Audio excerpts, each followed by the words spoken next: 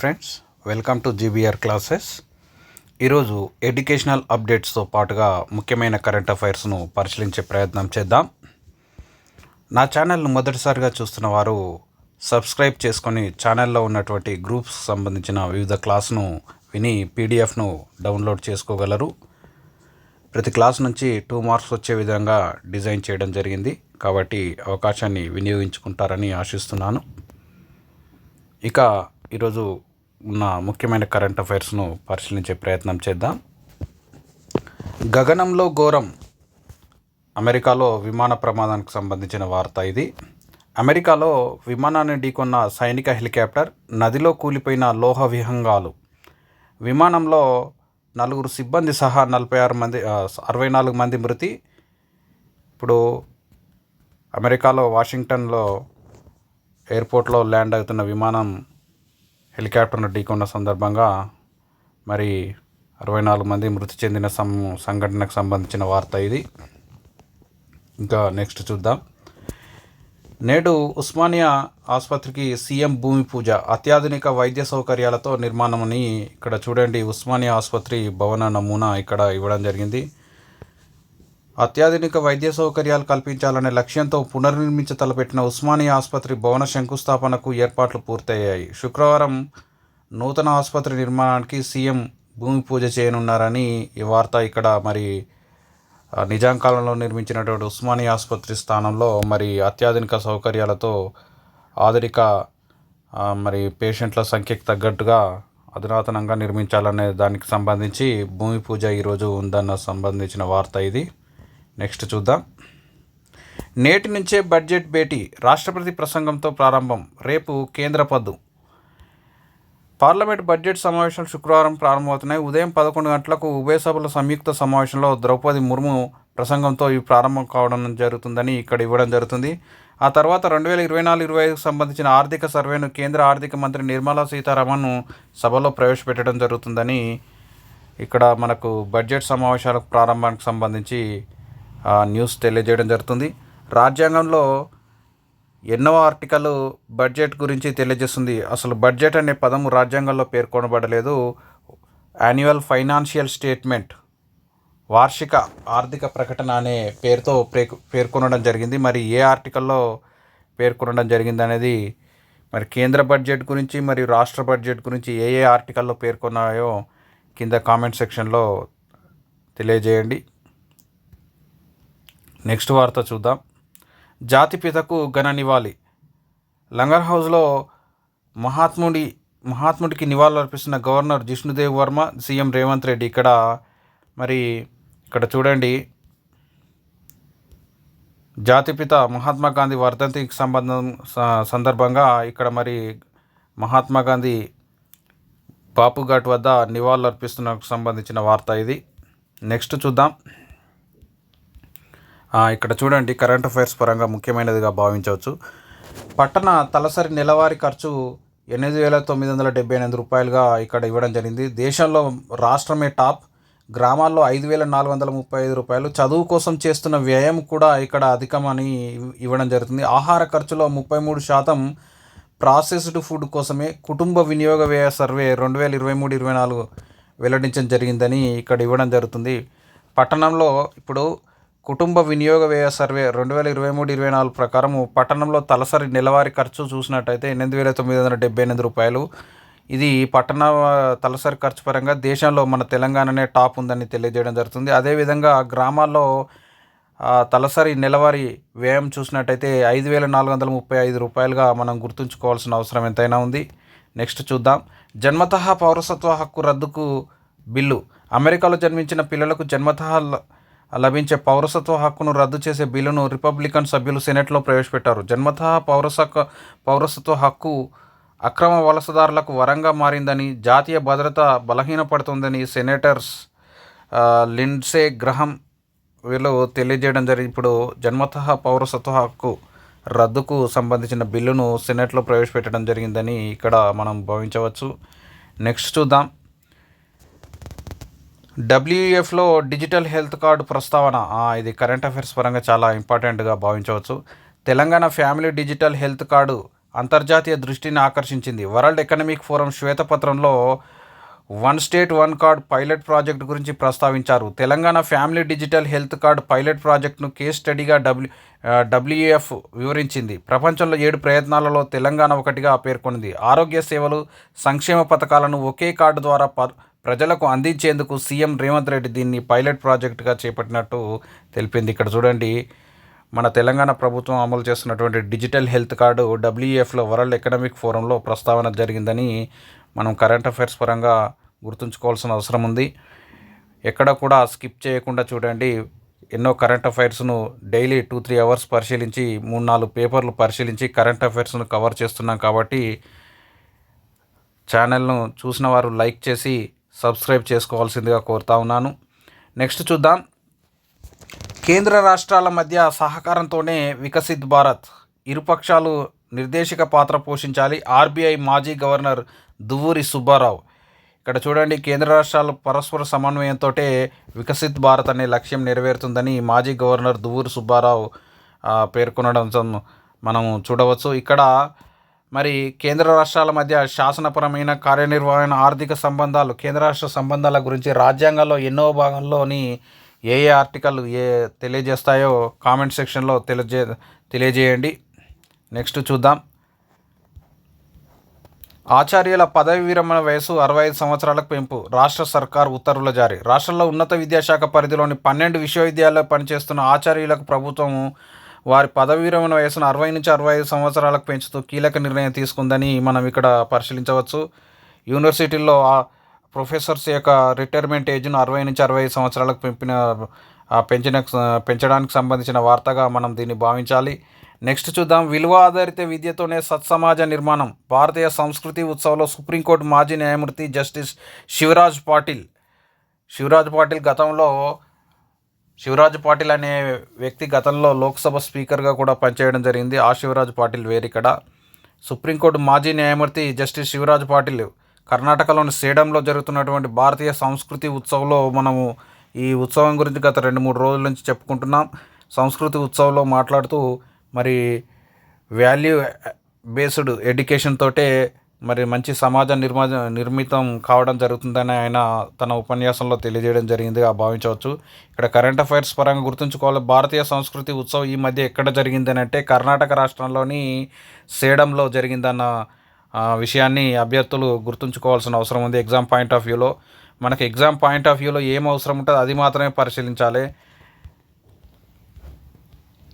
Next చూద్దాం. ప్రమాణాల పెంపుకు ఆర్టిఫిషియల్ ఇంటెలిజెన్స్తో అడుగులు, పాఠశాల విద్యలో వినియోగించుకోవాలని సర్కార్ నిర్ణయం. ఏక్ స్టెప్ ఫౌండేషన్ భాగస్వామ్యంతో అమలు.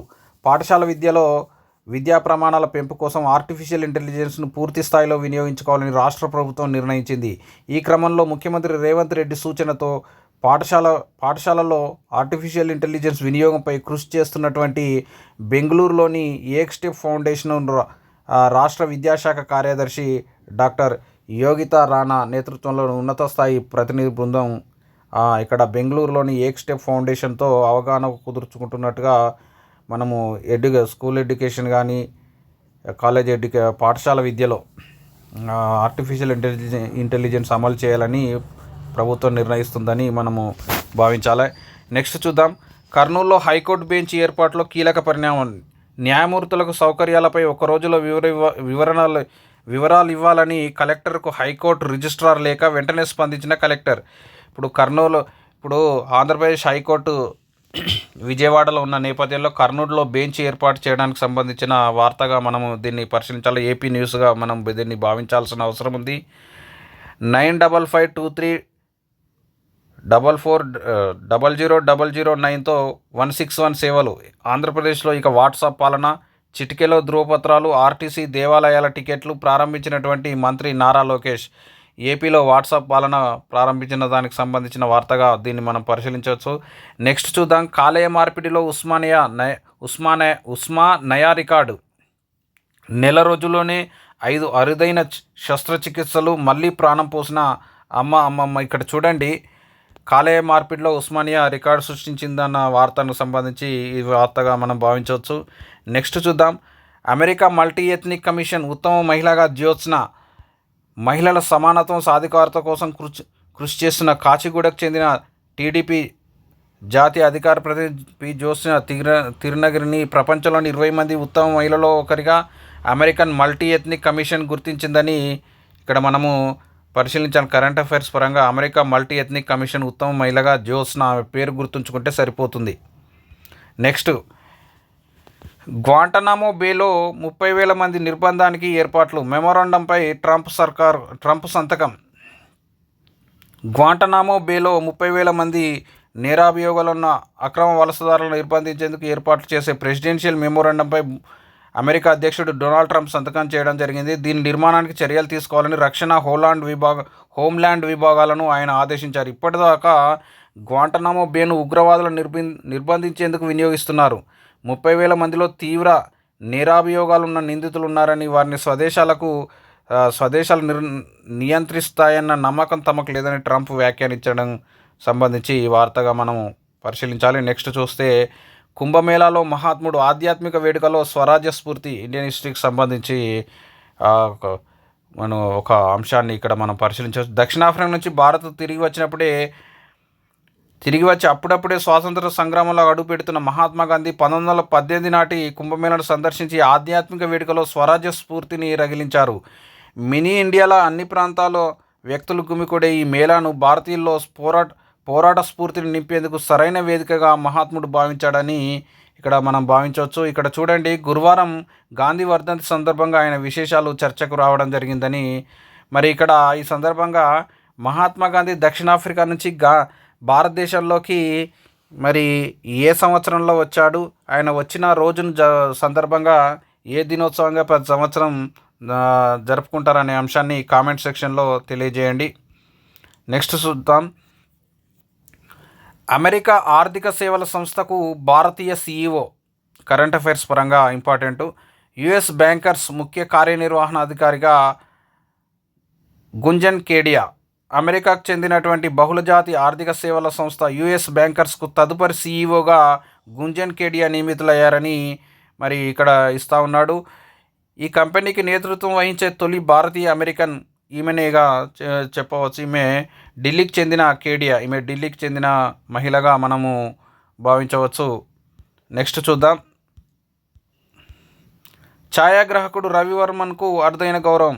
బహుభాషా చిత్రాలకు పనిచేసిన ఛాయాగ్రాహకుడు రవివర్మన్కు అరుదైన గౌరవం లభించింది. అమెరికన్ సొసైటీ ఆఫ్ సినిమాటోగ్రాఫర్స్లో ఆయనకు సభ్యత్వం లభించింది. ఈ సభ్యత్వం అందుకున్న రెండవ భారతీయుడు ఈయనే కావడం గమనార్హం. ఈ సంఘంలో సభ్యత్వం పొందిన తొలి భారతీయ ఛాయాగ్రాహకుడు సంతోష్ శివన్ కాగా, రెండవ వాడు రవివర్మన్గా మనము కరెంట్ అఫైర్స్ పరంగా గుర్తుంచుకునే ప్రయత్నం చేయాలి. నెక్స్ట్, ఇక్కడ కొన్ని కరెంట్ అఫైర్స్ ఇవ్వడం జరిగింది. ఆధ్యాత్మిక పట్టణాల్లో మద్యంపై పూర్తిగా నిషేధం అంటూ ఒక హెడ్డింగ్ పెట్టి ఈ కరెంట్ అఫైర్స్ కొన్ని బిట్స్ ఇవ్వడం జరిగింది. డౌన్లోడ్ చేసుకునే ప్రయత్నం చేయండి. నెక్స్ట్ చూద్దాం, పారిశ్రామిక వ్యర్థ జలాల శుద్ధికి కొత్త పద్ధతి. వ్యర్థ జలాల శుద్ధికి కొత్త పద్ధతి అని మరి రూర్కెలాకు చెందినటువంటి అద్దక రంగులతో కలుషితమైన పారిశ్రామిక వ్యర్థ జలాల శుద్ధికి ఒడిశాలోని national institute of technology Rourkela, ఒరిస్సాలో ఉన్నటువంటి NIT రూర్కెలా ఒక కొత్త పద్ధతి, పారిశ్రామిక వ్యర్థ జలాలు శుద్ధికి రూర్కెలా IIT ఒక కొత్త పద్ధతి కనుగొన్నదని ఈ మధ్య ఏ కాంపిటేటివ్ ఎగ్జామ్ చూసినా IITలు ఏమేమి కొత్త నూతన టెక్నాలజీని కనుగొన్న వాటికి సంబంధించి క్వశ్చన్స్ రీసెంట్గా బాగా రావడం జరుగుతుంది. కాబట్టి కరెంట్ అఫైర్స్ పరంగా ఇంపార్టెంట్గా దీన్ని భావించవచ్చు. ఏంటంటే పారిశ్రామిక వ్యర్థ జలాల శుద్ధికి IIT రూర్కెలా ఒక నూతన పద్ధతిని కనుగొనడం జరిగిందని ఇక్కడ గుర్తుంచుకోవాల్సి. నెక్స్ట్, 5న కేబినెట్ 7న అసెంబ్లీ, కులగణన బీసీ కమిషన్ రిపోర్ట్లపై రెండింటిలో చర్చ, బీసీ రిజర్వేషన్ల పెంపుపై నిర్ణయం తీసుకునే అవకాశం, పంచాయతీ ఎన్నికల దిశగా సర్కార్ అడుగులు, ఎలక్షన్ కోడ్ ఉండడంతో కేబినెట్ భేటీకి ఈసీ అనుమతి కోరే ఛాన్స్. నెక్స్ట్ చూద్దాం, ఉన్నత విద్యలో దివ్యాంగులకు 5% రిజర్వేషన్లు, ఉత్తర్వులు జారీ చేసిన విద్యాశాఖ. ఉన్నత విద్యలో దివ్యాంగులకు 5% రిజర్వేషన్లు కల్పిస్తూ రాష్ట్ర ప్రభుత్వం నిర్ణయం తీసుకుంది. మరి ప్రభుత్వం సూచించిన రూల్స్ మేరకు 40% కంటే ఎక్కువ వైకల్యం ఉన్న వారికి 5 ఏళ్ళు ఏజ్ రిలాక్సేషన్, 5% రిజర్వేషన్లు వర్తిస్తాయని ప్రభుత్వం ఉత్తర్వులో పేర్కొనడం జరిగిందిగా మరి ఇక్కడ మనము గమనించవచ్చు. మరి వికలాంగుల హక్కుల చట్టం 2016 రివైజ్డ్ చట్టం ప్రకారము వైకల్యాన్ని ఎన్ని రకాలుగా పేర్కొన్నారు అనేది సొసైటీలో మనం గ్రూప్స్లో చదివాం కాబట్టి ఎన్ని రకాల వైకల్యాలను పేర్కొన్నారో కామెంట్ సెక్షన్లో తెలియజేయండి. సర్కార్ స్కూళ్ళలో ఏఐ క్లాసులు ఇంతకుముందు చూసాం. ఈనాడు న్యూస్ పేపర్ల సందర్భంగా చూసిన అంశమే మళ్ళీ ఇక్కడ మనం వెలుగులో ఇవ్వడం జరిగింది. సర్కార్ స్కూళ్ళలో ఆర్టిఫిషియల్ ఇంటెలిజెన్స్ క్లాసులు, విద్యా ప్రమాణాల పెంపునకు విద్యాశాఖ కసరత్తు, ఏక్ స్టెప్ ఫౌండేషన్తో చర్చలు, ఫౌండేషన్ సందర్శించిన అధికారుల బృందం. నెక్స్ట్ చూద్దాం. అంగరంగ వైభవంగా నాగోబా జాతర ఆకట్టుకున్న ఆదివాసీ సాంస్కృతిక ప్రదర్శనలు నేడు ప్రజా దర్బార్ హాజరు కానున్న ఆఫీసర్లు. మరి నాగోబా జాతర సందర్భంగా మరి జిల్లా కలెక్టరు సందర్శించి మరి ప్రజా దర్బార్ నిర్వహించడం జరుగుతుంది. మరి ప్రజా దర్బార్ను నిర్వహించే ఆచారాన్ని ఎవరి కాలంలో ఎవరు ప్రారంభించారో కామెంట్ సెక్షన్లో తెలియజేయండి. ఇవన్నీ కూడా మన గ్రూప్స్లో ఉన్నటువంటి టాపిక్స్ సంబంధించిన కరెంట్ ఇష్యూస్గా భావించవచ్చు. నెక్స్ట్ చూద్దాం. నేటి నుంచి బడ్జెట్ సమావేశాలు. తొలి రోజు రాష్ట్రపతి ప్రసంగం, ఎకనామిక్ సర్వే రిపోర్టు. రేపు పార్లమెంట్లో కేంద్ర బడ్జెట్ను ప్రవేశపెట్టనున్న ఆర్థిక మంత్రి. ఈ సెషన్లో 16 బిల్లులను సభ ముందుంచనున్న కేంద్రంగా ఇక్కడ మనము బడ్జెట్కు సంబంధించిన వార్తగా మనం భావించి చూద్దాం. నెక్స్ట్ చూద్దాం. గాంధీజీకి రాష్ట్రపతి ప్రధాని నివాళులు. మహాత్మా గాంధీ 77వ వర్ధంతి సందర్భంగా గురువారం ఢిల్లీలోని రాజ్ఘాట్లో పలువురు ప్రముఖులు నివాళులు అర్పించారు. రాష్ట్రపతి ద్రౌపది ముర్ము, ప్రధాని మోడీ రాజ్ఘాట్కు చేరుకొని మహాత్మా గాంధీ మెమోరియల్ వద్ద నివాళులు అర్పించారని ఇక్కడ న్యూస్ ఇవ్వడం జరిగింది. వీరితో పాటు ఉపరాష్ట్రపతి జగదీప్ ధన్ఖడ్, కేంద్ర మంత్రులు రాజ్నాథ్ సింగ్, మనోహర్ లాల్ ఖట్టర్ తదితరులు మహాత్మా గాంధీకి నివాళులు అర్పించిన వారిలో ఉన్నారని ఇక్కడ మనం న్యూస్ గమనించవచ్చు. నెక్స్ట్ చూద్దాం. జయలలిత ఆస్తులు తమిళనాడు సర్కార్కు. సిబిఐ స్పెషల్ కోర్టు తీర్పు. తమిళనాడు మాజీ సీఎం దివంగత జయలలితకు చెందిన జప్తు చేసిన ఆస్తులను తమిళనాడు ప్రభుత్వానికి అప్పగించాలని బెంగళూరులోని సిబిఐ స్పెషల్ కోర్టు తీర్పు ఇవ్వడం జరిగింది. బుధవారం ఈ అక్రమాస్తుల కేసును న్యాయమూర్తి హెచ్ఏ మోహన్ విచారించారు.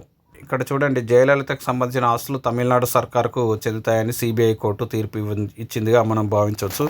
ప్రతి న్యూస్ను పూర్తిగా చదవాలంటే మనకు మరి వీడియో చాలా లాంగ్ అవుతుంది కాబట్టి మనం హెడ్డింగ్స్ చూసి ఏదైనా ఇంపార్టెంట్ ఎడ్యుకేషన్ పరంగా ఇంపార్టెంట్ కరెంట్ అఫైర్స్ అయితే పూర్తిగా పరిశీలించే ప్రయత్నం చేద్దాం. అక్రమ వలసదారులను వెనక్కి పంపించే చట్టంపై ట్రంప్ సంతకం. అక్రమ వలసదారులను అమెరికా నుంచి వెనక్కి పంపించే మొదటి చట్టం అమల్లోకి వచ్చింది. లేక్ అండ్ రిలే యాక్ట్పై అధ్యక్షుడు డొనాల్డ్ ట్రంప్ సంతకం చేయడం జరిగిందని అక్రమంగా ఉంటున్నటువంటి వలసదారులను వెనక్కి పంపే చట్టం పైన ట్రంప్ సంతకం చేసిండుగా ఈ న్యూస్గా మనం భావించవచ్చు. నెక్స్ట్ చూద్దాం. రెండవ అతిపెద్ద గిరిజన జాతర నాగోబా. మరి నాగోబా జాతర ఆదిలాబాద్ జిల్లా ఇంద్రవెల్లి మండలంలోని కేసలాపూర్లో నాగోబా జాతర జరగడం జరుగుతుంది. ప్రతి ఏటా పుష్యమాసం అమావాస్య రోజున అర్ధరాత్రి మహాపూజలతో మిశ్రమ వంశస్థులు ఈ జాతరను ప్రారంభిస్తారు. చూడండి, నాగోబా శేషనారాయణమూర్తి ఆదివాసీల యొక్క ఆరాధ్య దైవం. ఇక్కడ చూడండి, నాగోబా జాతరకు సంబంధించిన వార్తగా 6 నెలల్లో సొంత ఆర్టిఫిషియల్ ఇంటెలిజెన్స్ మోడల్. ఇక్కడ చూద్దాం. డీప్ సీక్ చాట్ జీపీటీకి పోటీగా తెస్తాము అశ్విని వైష్ణవ్ అంటున్నాడు. చైనా యొక్క DeepSeek, America Chat GPT వంటి జనరేటివ్ ఆర్టిఫిషియల్ ఇంటెలిజెన్స్ మోడల్ను అలాంటి మోడల్ను మన దేశం కూడా తయారు చేయడానికి ప్రయత్నిస్తుందని కేంద్ర ఐటీ శాఖ మంత్రి అశ్విని వైష్ణవ్ ప్రకటించారు. 4 నుంచి 6 నెలల్లోపు ఇది అందుబాటులోకి వస్తుందని ఆయన వెల్లడించారు. చాట్ జీపీటీకి పోటీగా వచ్చినటువంటి డీప్ సీక్ ఉచితంగా వేగంగా సేవలు అందిస్తూ సంచలనంగా మారిన నేపథ్యంలో ఆయన ఈ ప్రకటన జారీ చేశారు. డీప్ సీక్ దెబ్బకు ఎన్విడియా వంటి అమెరికా టెక్ కంపెనీల యొక్క షేర్లు కుప్పకూలాయి. ఒడిశాలో జరిగినటువంటి ఉత్కర్ష్ ఒడిశా కాన్క్లేవ్లో మంత్రి మాట్లాడుతూ ఈ లార్జ్ లాంగ్వేజ్ మోడల్ను మన సాంస్కృతిక భాషాపరమైన అవసరాలకు తగినట్లు తయారు చేస్తున్నామని, ఇందుకోసం ఆర్టిఫిషియల్ ఇంటెలిజెన్స్ కంప్యూట్ ఫెసిలిటీ సహకారం అందిస్తోందని.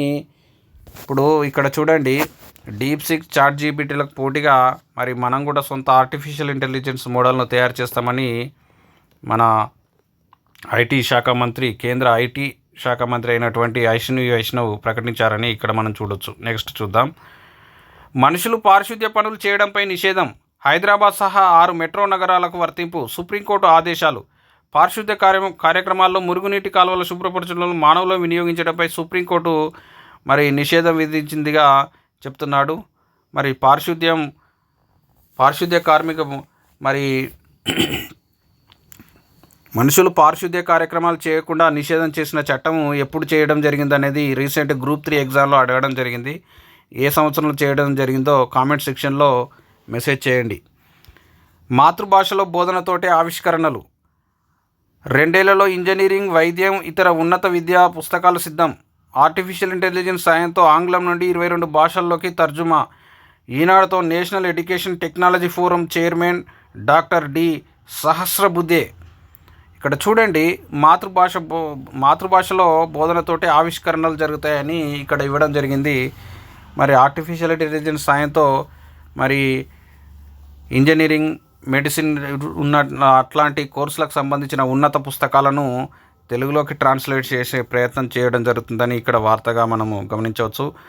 హైకోర్టుల్లో తాత్కాలిక జడ్జీలకు సుప్రీం అనుమతి.